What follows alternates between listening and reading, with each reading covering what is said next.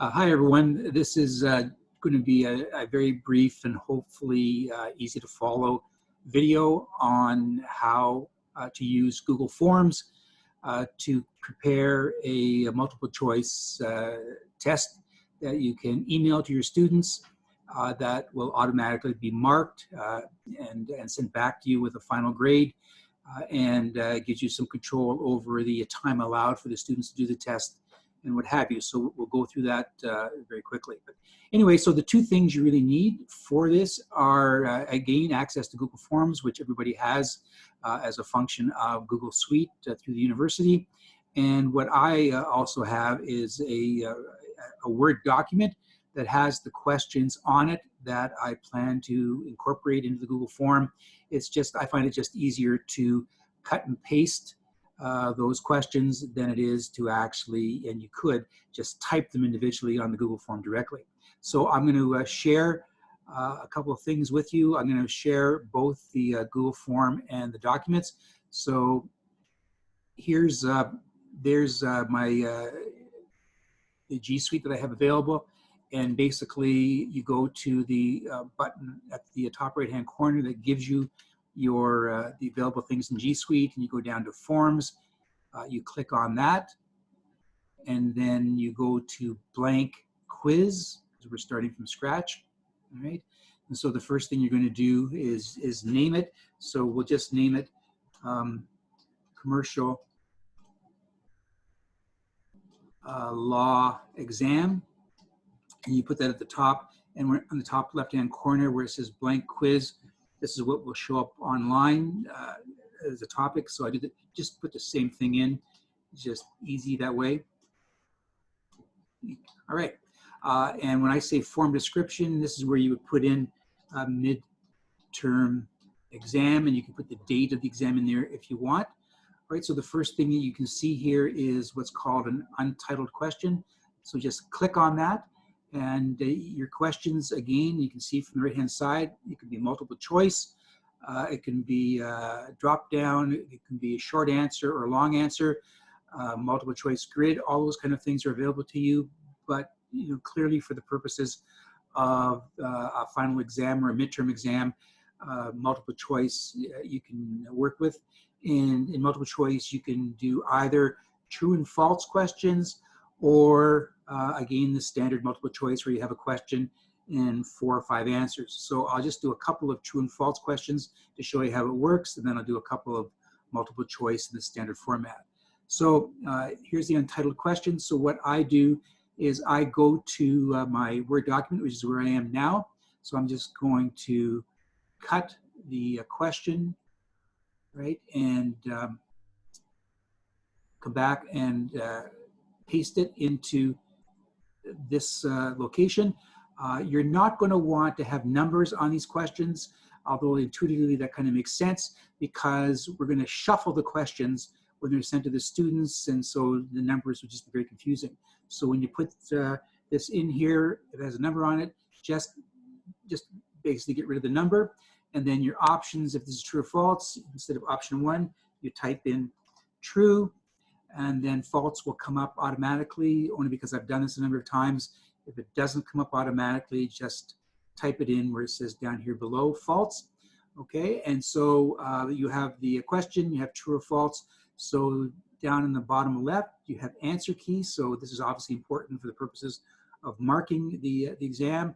So whatever the correct answer is, you put it in here. So I put true, and then over here on the right-hand side, if you want each question to count for 1 point, which is just the normal thing to do, the point scheme is totally up to yourself, but put 1 point in there, which will show you up here your total points as you go through the preparation of the exam. And then when it says done, that's fine, and put required down in the bottom right-hand corner, which simply means that the students pretty much have to answer the questions before they can submit the exam. You don't have to require it if you're not worried about them doing that, but I just do that as a matter of course. All right, so the next, if you want to do your next question, you go up here to the little plus sign in the circle, and it gives you now room for another question. So I'll do one more true or false. So I I'm cutting and pasting from my question bank, and again, paste it in here. There, now it automatically gives you the options for true and false. It will do this for you if the more you do it. So that's the option it gives. And then you're going to do the answer key. And in this case, it's false. And again, once more, you want to assign a point value to the question. So it's 1. And then when required, I just check that off, and there we go. So those are 2 true and false questions. Pretty simple, right? So your next question, I'm just going to show you a multiple choice question. So I'm going to go to my bank for multiple choice. So here's the question that I have. So I'm going to cut it and paste it right here. So there's the question. And then you go back to your bank of questions, your bank of answers. So I have A, B, C, and D, 4 answers to that particular question. And so I just basically copy or cut all of those 4 answers. And then where it says option 1, just paste over top, and it gives you all of those answers. And in this particular question, the answer was C. So again, answer key, and click C. It's again worth 1 point, right? And then done, and there we go. When a question is, if a question is required, you'll see when the exam is finished, there'll be a little red star at the end of the question. I'll show that to you in a second, right? And I'll do one more multiple choice. Again, this is a very simple, just repetitive exercise now. So I'll go on to my next multiple choice question and cut or copy that question and paste it. Okay, and this one has a number on it. So I'm going to want to eliminate that number for the same reasons we did before with the true and false.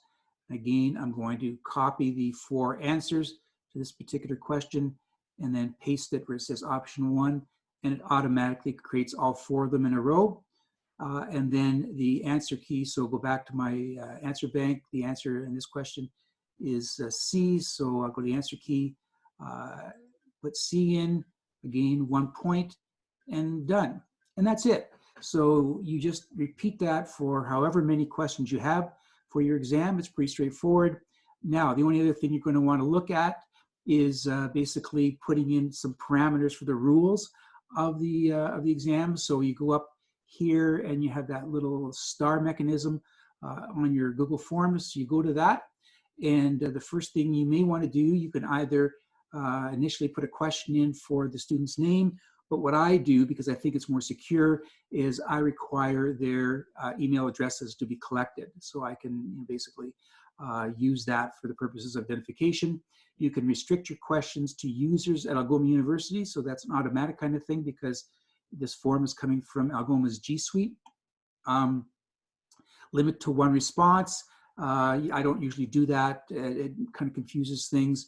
Respondents can edit after they submit. I don't do that either. I tell them when they're doing the test, make sure you know which answer you want to make, because once you choose it, there's no going back, right? So those are the general kind of things. The presentation itself, the most important thing here is to shuffle the question order, right? So students who do this together, at the same time in the same place, as long as you have, strict time requirements in place, they're not going to have the same order of questions coming up in the exam. So they're really not going to have much time to compare notes, right? It's really not going to make that an option. So, that's about as secure as we can make it. And then it's not a bad idea to type in this particular phrase that your response has been recorded, just so the students know that when they submit the exam, that the questions have been certainly included. And then on the last thing at the top here where it says quizzes, make this a quiz. Absolutely, that's the whole purpose of it. And then down here where it says release grade, I do it later after manual review, which simply means that after all of the students have finished, the time frame for the test or the exam is run out, then, so there's no more submissions allowable, then I will see the grades and then I can release them. And then automatically it goes to everybody. So all those changes you just made, the bottom right-hand corner, you click Save, and there we go. And then if you want to take a look at your exam, certainly before you send it out to the students, you want to revise it or you want to, make changes and what have you. Now, if you see the top, it says total points 3, which means, so at some question, I may well, the last question, the last one I didn't, click for make it a point, so that's done. So now total points are 4. So obviously the number of points should match the number of your questions. So go up to this little eyeball up here at the top, and that will give you the exam. Right, so there you go. So that gives you a chance to review it. Before you send it out, it will actually put a line in which says basically enter your email here, and that'll be a required question at the top of the exam. Okay, so there's the 4 questions. They've been shuffled already, so there's a multiple choice, and then the 2 true and false, and the last multiple choice. So as you know, that wasn't the order that I prepared it. And that's what the students will see, and then when they're totally done, they submit it, and it comes back to you. All right, I think that's pretty much it. I'm trying to make it as simple as possible. Again, you will get, when you go to the exam itself, you will get this send button up in the top right-hand corner. My name is, the Zoom has got my name there, but the send button, the purple button, that's what you do to basically send it to your students. So for instance, if I wanted to send it to my entire class, use the class alias. So in most of our cases, it's going to be, that's the admin 1306B. That's the section I teach here in Sault Ste. Marie. So if I press send at the bottom here, it will go to all of my students all at once. So that's pretty much as simple as we can make it. If anybody has any questions, please email me, and then I'll respond to the questions for however many of you are using this as the way to go. Okay, so thank you very much for watching it. I hope it's helped. It's certainly going to be the way I'm going to proceed with my final exam. So we'll take it from there. Thank you.